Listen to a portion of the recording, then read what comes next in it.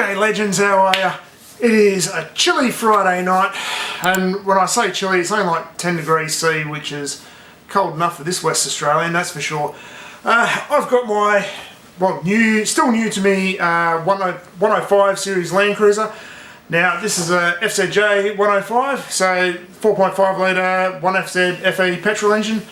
I'm going to go through and do an oil and filter change from the engine basically through to the rear diff. So yeah, let's get into that. I'll probably do a couple of other little things as I go through as well, and yeah, let's just see what happens. If you want to skip through to any particular parts of the vehicle like diffs, automatic transmission, engine, whatever, I'll try and group it all into one and we'll stick it into chapters below. So yeah, so I'll start off at the front of the engine. First thing I always do for pretty much any compartment is make sure you can get the filler open, because if you can't get the filler open, you're in a world of hurt if you've already drained all the oil. So yeah, first step. Now obviously you need something to drain all your oils into, and for the engine, plug's just under here, and helps if I've got the socket, which is just a 14mm.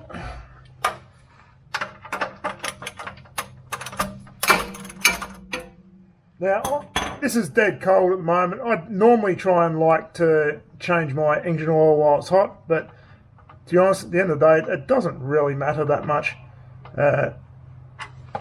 Just leave it for a bit longer to try and drain out. So while it's draining, we'll head up top and do a fuel filter, I think. So the fuel filter is just over here on the left hand side of the engine bay, just down here on the firewall. Now you will need a 14mm, either a crow's foot or an open ender, just to undo this union on the intake, on inlet for the filter. Now you got this little retaining bracket. I haven't loosened that off just yet, mainly because I'll do that while it's still held in here.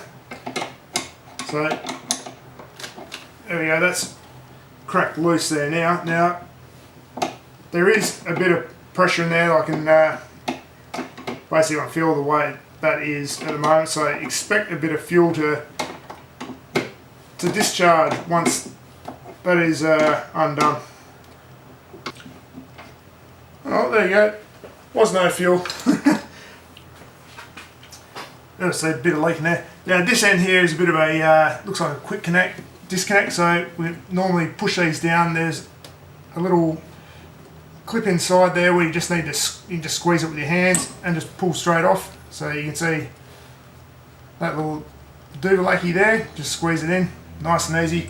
And for this fuel filter retaining bracket, it's just a 10mm bolt. You'll need to access it from the bottom side here, so yeah, it is a little bit fiddly. I don't know why you didn't design it with it on the top, but anyway, it is what it is. So I just use my ratchet to crack that nut, and then just use my screwdriver type attachment just to undo that bolt the rest of the way.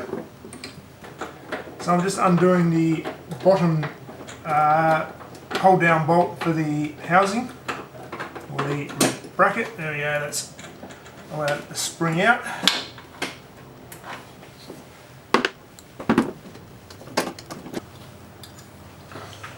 Now I guess depending on your kit, you may need to take the that little retaining clip off your old filter to reuse on this one.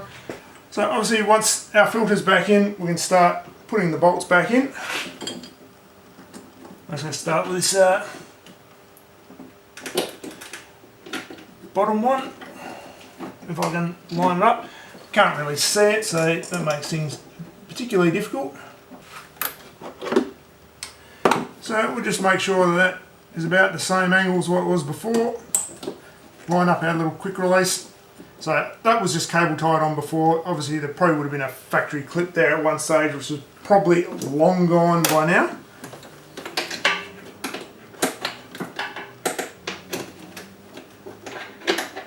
And then we'll just tighten up the bracket, and don't forget that union as well.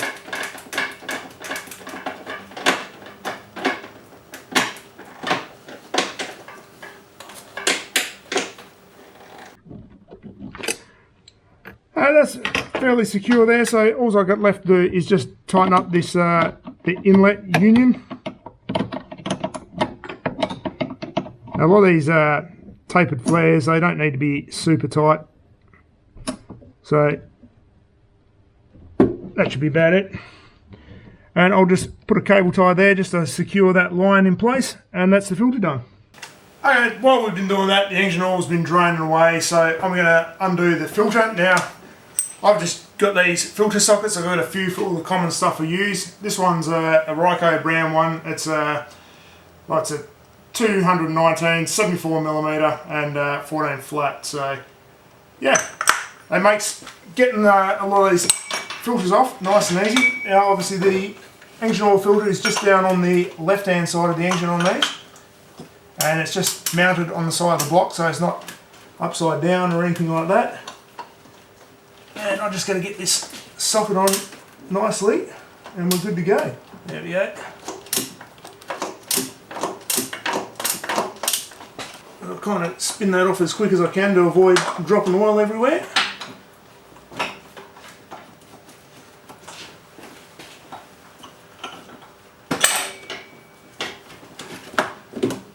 There's the filter out, and I'll retrieve my socket.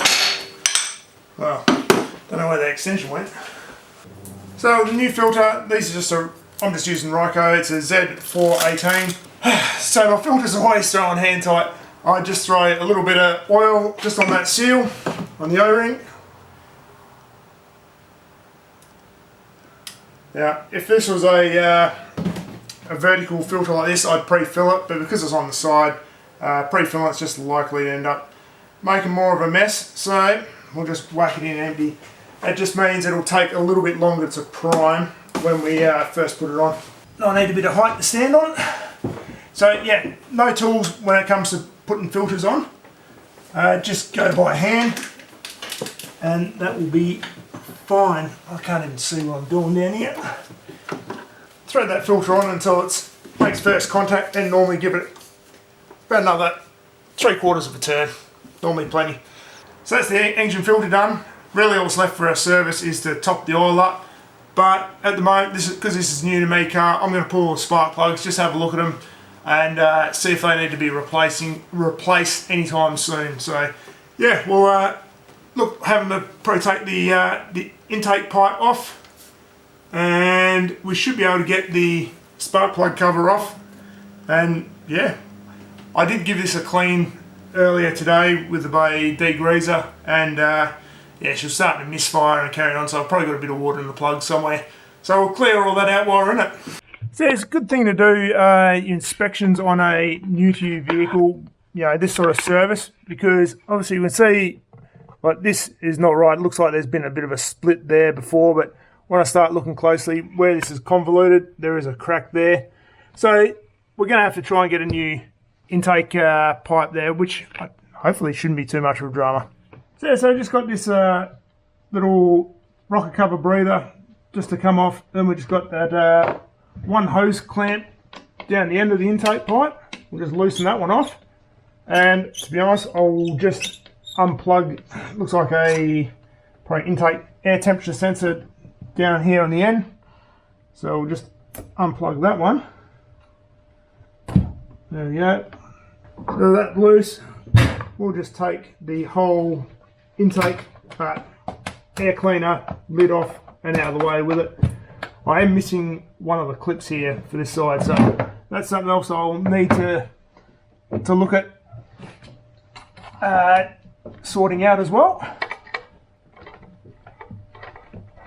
So this whole intake pipe is looking very fragile, to be honest.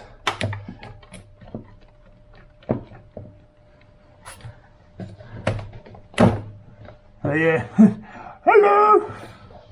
Looks like we did get pretty lucky with the air cleaner. Somebody's actually written the previous date, which I'd assume when it was replaced, which was just last year, so that actually looks pretty clean, so there's something we don't have to replace. So with that intake pipe out of the way, we can easily get this spark plug cover off, because that is actually two pieces. But yeah, shouldn't be too much of a drama. Just looks like Should be able to get the old Phillips head in there and undo that. Yeah, easy. Just 4 bolts on the top there. This little clip here to retain the spark plugs looks like it normally has a bolt. That one's missing, so this one down here luckily has the bolt, or unluckily, whichever way you want to look at it. And that's a broken retainer as well, so that's kind of useless, so we might move it onto that one when we're done. But to be honest, I'm actually surprised how skinny these leads are. I'm used to sort of American V8 stuff where everything's a bit fatter. Well, let's pull some plug leads out. Might be able to see which one was getting wet, if there's any moisture still left. Oh, let's undo that there. Which brute? Oh, whose idea was this?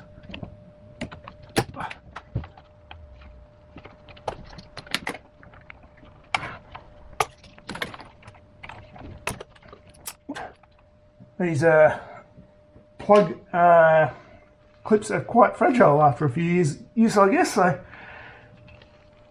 maybe a new set of, breaking lots of little bits, maybe a new set of plug leads will be in order at some point. Now, definitely a little bit wet down in cylinder 5, so I guess that's the one that was letting a bit of moisture in and causing a bit of a backfiring. Not backfiring, just missing. So we'll get our plug socket in there and remove some plugs. Now, cylinder number 6, I just needed a bit of a shorter extension to get down the tube, and then my wobble just to clear the firewall. It's just one of those things. Sometimes access is not the easiest. Cylinder 5, definitely there was a bit of water in there from when I gave everything a clean out earlier today. So yeah, good old spark plug things. Yeah, look, I don't know how well you'll see these, but basically cylinder 1, 2, 3, 4, 5 and 6. Cylinders 1 through to 4 looking pretty good. 5 and 6 looking a little bit darker. That was 5. I don't know whether that it looks a bit oily, so whether that is from a bit of that misfiring while it was wet, I don't know. But they're definitely looking a bit like they've been there for a while, so we'll probably, I guess we'll sort out a new set of plugs and leads, and we'll do that at a later time. So yeah, we'll give all these a clean up, get rid of any water, same with the plug leads, and we'll stick it all back together. So all those plugs are all back in. I'll try and be as careful as possible with the plug leads and try not to break too much more of a stuff, but yeah, this will definitely be stuff I'll put on the list to be replaced a little bit later on. Well, it looks like we've successfully managed to have all of our little retainers for these plug leads broken in one way or another, so that's kind of nice.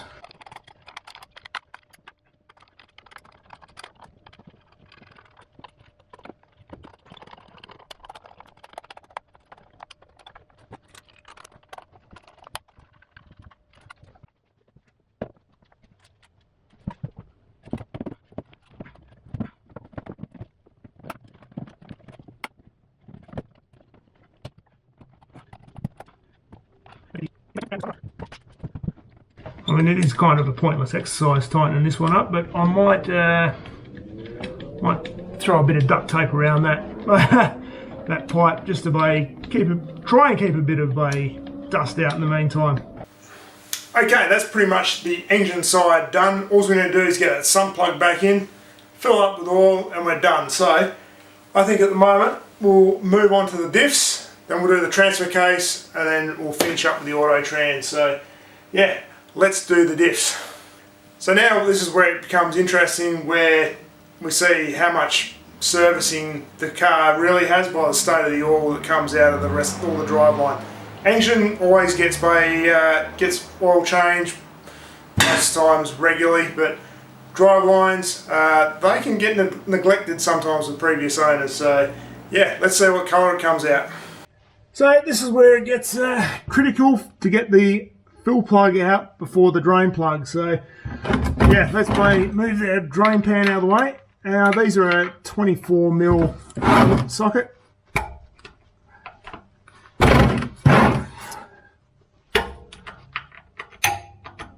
And we got lucky, that cracked off pretty easy.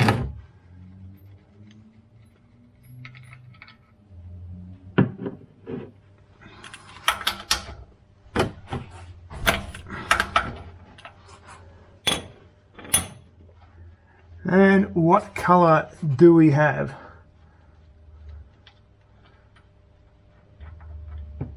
Actually pretty good.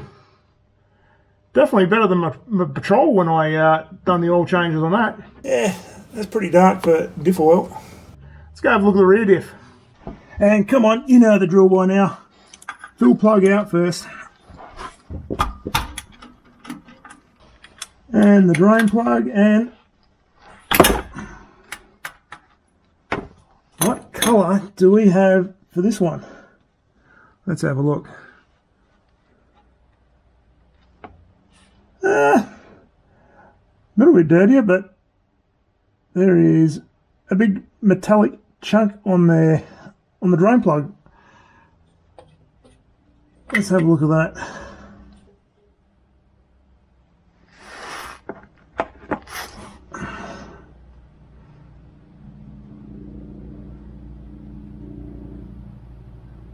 Yeah, let's give that a clean up and have a look. Let's give that a bit of a spray with some brake clean, get all the old oil off. Definitely doesn't look like it's 100% not a piece of gear. Maybe a bit of the pumpkin housing itself is just taking hit for some reason. I don't know.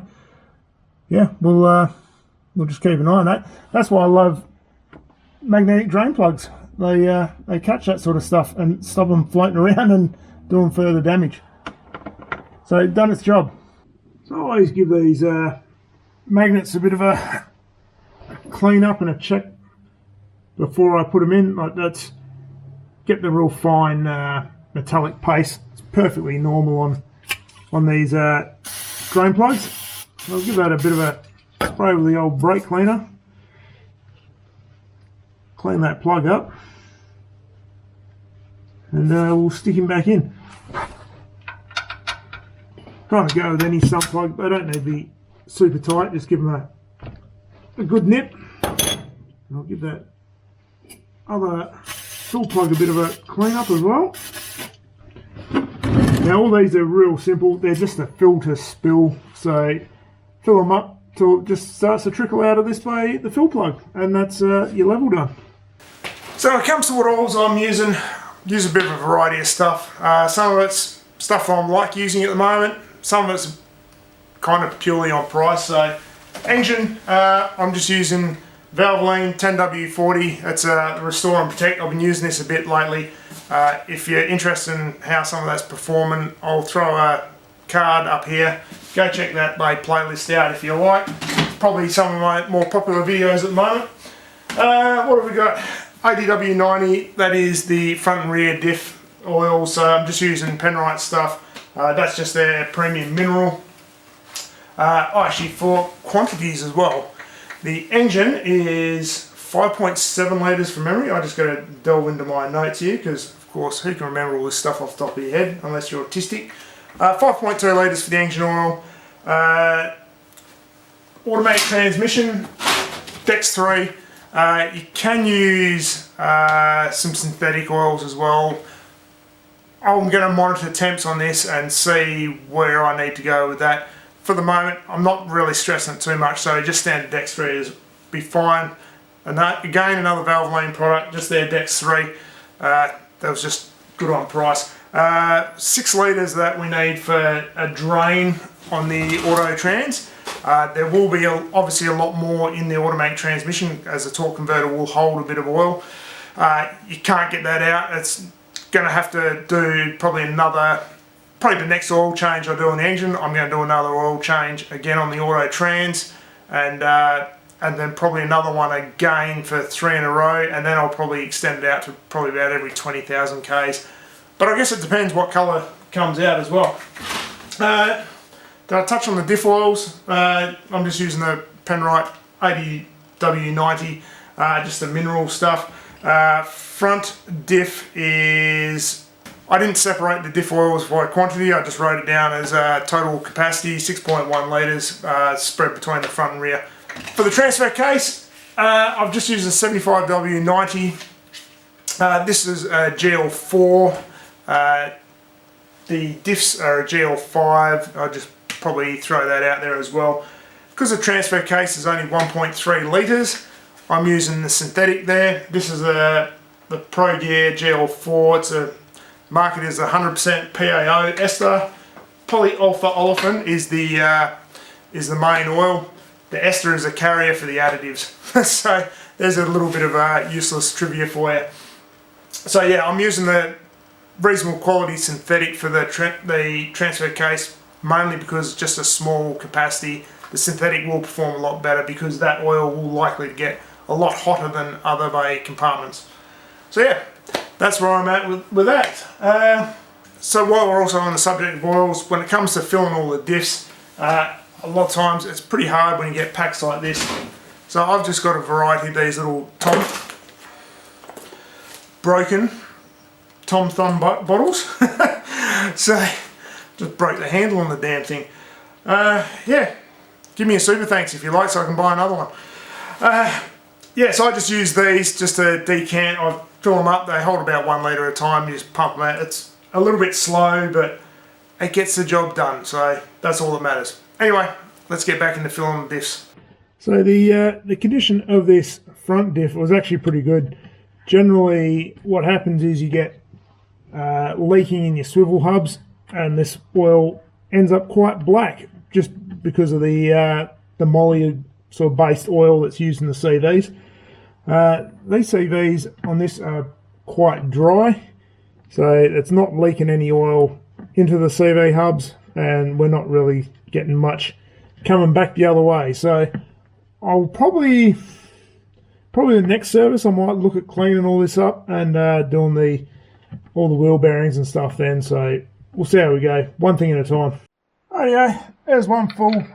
Being cold weather, it takes for ages to pump that bloody shit up, so and always give everything a bit of a clean up afterwards as well, just so you can spot any leaks later on.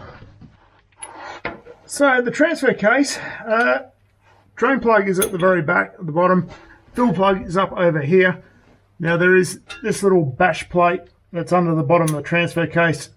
If you don't want to spill oil everywhere, I'd suggest removing that. So you just need a 12mm socket, and there's just 3 bolts that hold that on to the cross member. So that's a nice easy one to replace.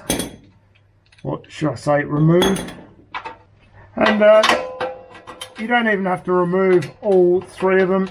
I just remove 2 and then you can spin it around out of the way. Nice and easy. And again, like the diffs, 24mm will get you undone. So there we go. Our fill plug come undone. You can see the level is right on with that one. And drain plug. And this already looks like it's a lot nicer than the transfer case that was in my GQ Patrol. Just going to spin my drain plug around. That's actually quite good. So yeah, that's pretty clean. We'll let that drain, and yeah, we'll come back and fill it up. Alright, automatic transmission now.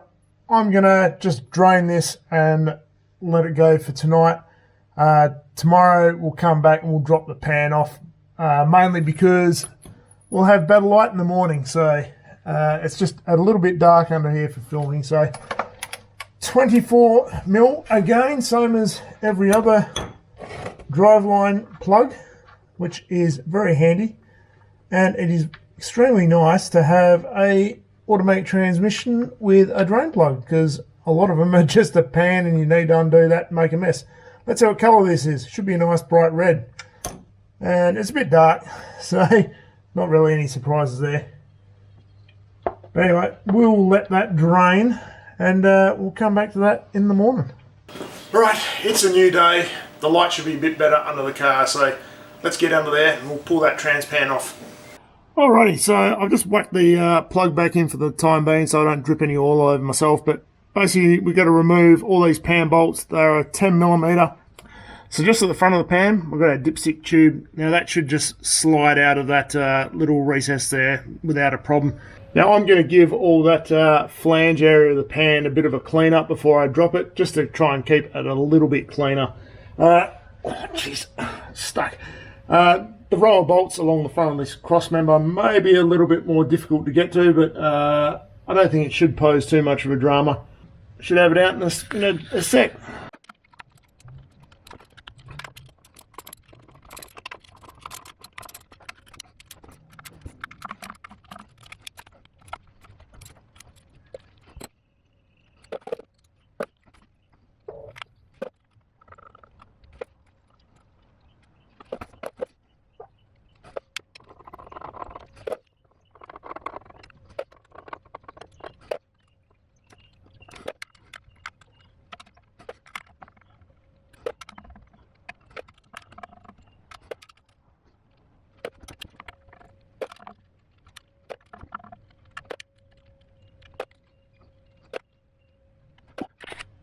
You guys get the sped up version of that.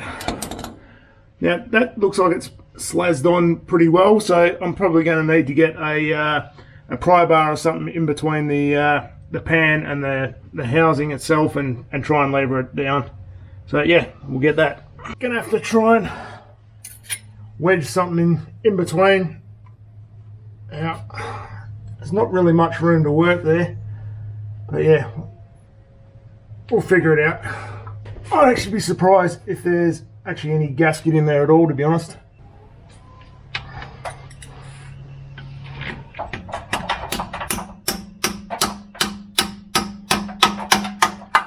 So this back corner is probably the easiest location to get a wedge or something in there, because you can kind of get a bit of a swing on the hammer and you can access it. So yeah.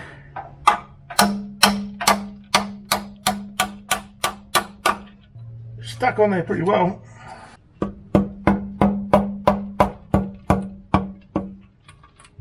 There we go, just a bit bigger wedge, and I reckon that should pop loose there. There we go.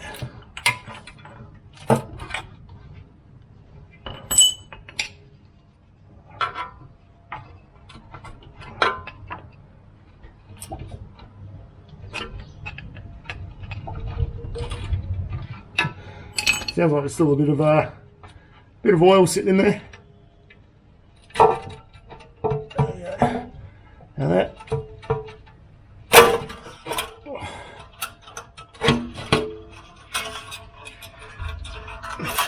And there is our transmission filter. So I've got valve body sitting above it. So just should have one bolt there, one bolt there, and one bolt there.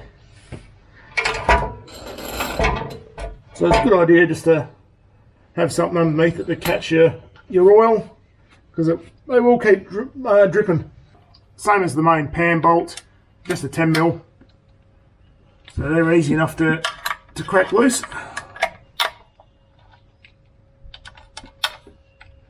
Now, these don't necessarily have to be changed all the time. Actually, there's a fourth one now. So not 3, 4 bolts. Well, that unbolted, that should just pop straight down. Now just make sure there is a cork gasket just here on the filter.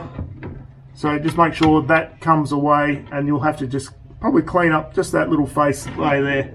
So before I put the new filter on, I'll obviously clean up that inlet, and I'll clean up all the surface there. So yeah, I'll get in and do that off camera, of course, because that's just majorly boring shit.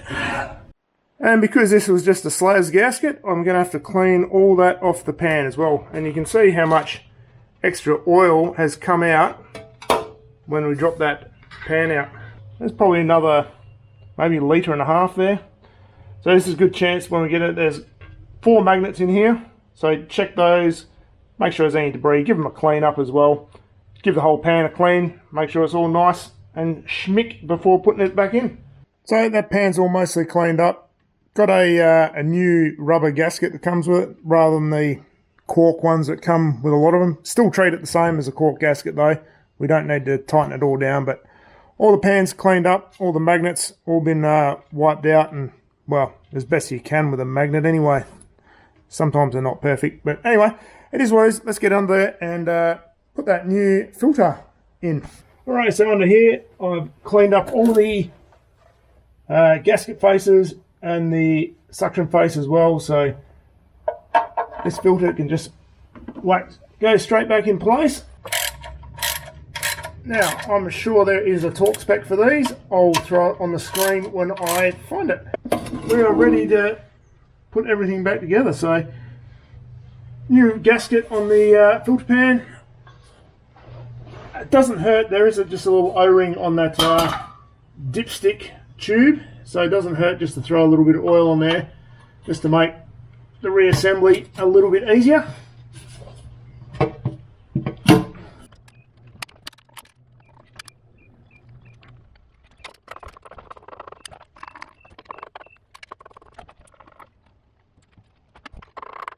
Alright, they are all nipped up, so I'll give them a bit of a tweak. Well, let's see how this goes. Might be able to see how much these gaskets can squish up, but yeah, see, I just want to go around. I don't need much in, so they just start to bulge out and that where the bolts are. You sort of don't need to go much more than that. So even just that nip up by hand and probably about an eighth of a turn seems to be about right.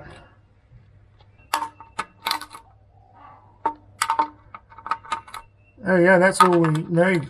That should be good for a refill now. So I'm going to fill this trans up from the dipstick tube. Now, 6 litres is the spec for a drain and refill, so we're going to throw 6 litres in, run it all up, check the level. And try not to make too much of a mess. Yeah, just 1 litre at a time. Nice and easy.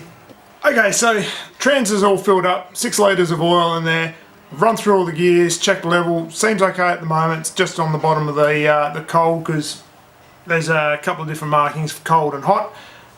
Obviously you haven't run it for any length of time, so the oil is pretty cold, so it's right there where it needs to be. Pretty happy with that. Off camera, I've run through, I've pulled all the wheels off, checked all the brake linings. So the fronts will probably need doing next service, I think. The rear's got new discs and all new pads, so that's a nice way to win. The only thing I did run into some issues.